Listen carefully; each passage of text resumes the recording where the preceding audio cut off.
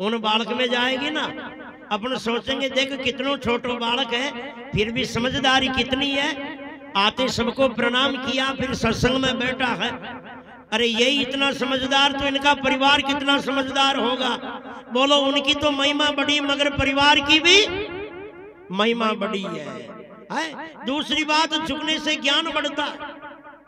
ज्ञान कोई मार्केट की चीज नहीं है जो पैसों से खरीद ले, किसी की जेब की वस्तु नहीं जबरदस्ती छीन ले। संतों से सुना के शेरनी का दूध सोने के बर्तन में सुरक्षित रहता है, ऐसे सत्संग का ज्ञान भी श्रद्धा का पात्र हृदय में हो ना, तब जाके जीवन में ठहरता, वरना इधर से सुनार इधर निकल जाता है। इसलिए और ज्ञान के बराबर अनमोल पवित्र चीज दुनिया में दूसरी नहीं है। भगवान कृष्ण कहते नहीं ज्ञानेन सदृश्यम पवित्र में ही विधीयते। अरे कोई हरिजन का लड़का हो और पढ़ लिख कर के कलेक्टर साहब हो जाए विद्या पाकर, 1 घंटे के इशारे में पूरे जिले के कर्मचारी खड़े हो जाता है। वो चमत्कार किसका है? उनके ज्ञान का, उनकी विद्वता का, उनकी शिक्षा का, विद्या का। और चाहे कितने लखपति करोड़पति या दरबार साहब का बेटा हो और जिनमें मनगपना कोई लक्षण न हो, जीवार हो, कितनों ही सूट बूट और फावा रगड़तो ही भरो मार्केट में, मगर कोई सलाम करवालो न मिले। इसलिए विद्या का जीवन में बहुत बड़ा महत्व, शिक्षा का। विद्या से कुर्सी मिले दुनिया के हजूर, मेहनत तो थोड़ी करे और धन का ले भरपूर, धन का ले भरपूर। आप नाजम जी मानो, डिप्टी जज मजिस्ट्रेट नाम विद्या के जानो, जज कलेक्टर डीआई इंस्पेक्टर और परमानंद विद्या पढ़े रे जाको जग में सो। ये शिक्षा की करामात है। इसलिए देखो सरपंच साहब को पंचायत पूजती है, तहसील नहीं। एमएलए साहब को अपनी विधानसभा पूजती है, पूरा जिला नहीं। सांसद को अपना संभाग पूजता है, पूरा राज्य नहीं। मुख्यमंत्री को एक राज्य पूजता, पूरा देश नहीं। प्रधानमंत्री को देश पूजता है, पूरी दुनिया नहीं। मगर विद्वान ऐसा महापुरुष होता है जिनको पूरी दुनिया पूजती है। विद्वान को पूरी दुनिया पूजती है। ये विद्या की पराकाष्ठा। कोई सोचता कोई मेरे ऊंचे मकानों से, हवेलियों से मेरा बड़पन हो, मेरी एयर कंडीशन बड़ी बड़ी महंगी गाड़ियों से मेरी सम्मानता हो, मेरे अच्छे महंगे कपड़ों से सूट बूट रहने से मेरी महानता हो।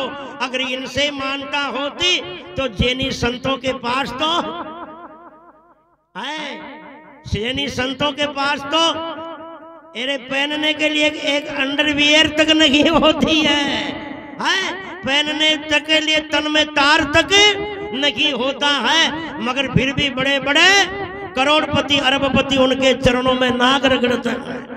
ये बदौलत किन की है? विद्वता की है, ज्ञान की है।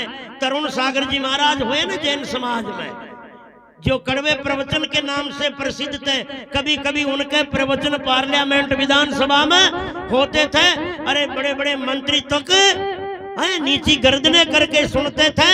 और चाहे वो कोई सामान्य हो चाहे विशेषता वाला हो, उनके प्रवचनों में शब्दों में ऐसी करवाहट होती, कोई लिहाज नहीं होता था। एक बार मैं सुन रहा था, तरुण सागर जी महाराज बोल रहे थे, मोदी जी सुन रहे थे और तरुण सागर जी कह रहे हैं ललकार के मोदी जी, इन तरुण सागर की कमंडल में जो ताकत है वो आपके मंत्रिमंडल में भी नहीं है। जो मेरी कमंडल कर सकती वो आपका मंडल भी नहीं कर सकता। और मेरी मंडल के साथ में, मेरी कमंडल के साथ में अगर आपका ये मंत्रिमंडल हो तो इस भारत को वापस विश्व गुरु बनने में 2 वर्ष का टाइम भी नहीं लगे। ये महापुरुषों के शब्दों की ललकार और विद्वता की झलक होती है। इसलिए कहा है काला काना कायरा, नहीं है सिर पर केस, नहीं पांवों में मोचड़ी, चाहे नहीं है तन पर भेष, नहीं है तन पर भेष, ज्ञान का होवे दाता, बेटे सभा के बीच जगत सब शीश झुकाता। विद्या को सब पूजते, देश और परदेश, परमानंद विद्या पढ़ो मिटसी सर्व कलेश। इसलिए जिन प्राणी ने शिक्षा पे ध्यान दिया, विद्या पे ध्यान दिया, उन प्राणियों का, परिवार का, समाज की उन्नति हुई है, प्रगति हुई है। और जो शिक्षा से भटका वो समाज और परिवार दिशाहीन होता चला गया है, अपने लक्ष्य से भटक गया है, दीनहीन लाचार होकर के ये जीवन की दुर्दशा से जिंदगी जी के गया है।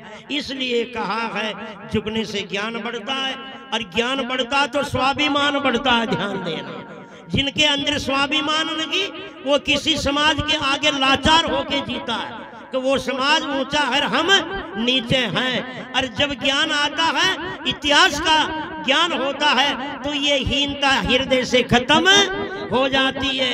अगर कोई राजा का राजकुमार भी बचपने में बिछुड़ जाता है, और कोई किसी ने पालन पोषण किया और वो अपने राजापने का इतिहास भूल गया, तो वो गरीब बनकर के, हीन बनकर के, नीच बन के जीता है। और जब उन्होंने किसी को बता दिया कि तुम उन राजा का बेटा, उस राजघराना का है, उनकी एकदम सारी हीनता खत्म हो जाती है। इसी तरह ये ज्ञान की पराकाष्ठा है। चौथी चीज, झुकने से महापुरुषों का आशीर्वाद मिलता है, जीवन की घटना दुर्घटना टलती है, परिस्थितियां बदलती है, विघ्न दोष सब दूर हटते हैं, जीवन आनंदमय, मंगलमय, शांतिमय जीवन गुजरता है, आगे भी सदगति को प्राप्त होते हैं। ये महापुरुषों के, बड़ों के आगे झुकने की जीवन में विशेषता है। इसलिए हाथ खड़े करके सभी बोल जाओ एक बार, बोलो सदगुरुदेव भगवान की, त्रिकाल के सभी महापुरुषों की। बहुत बढ़िया। एक बात बताओ।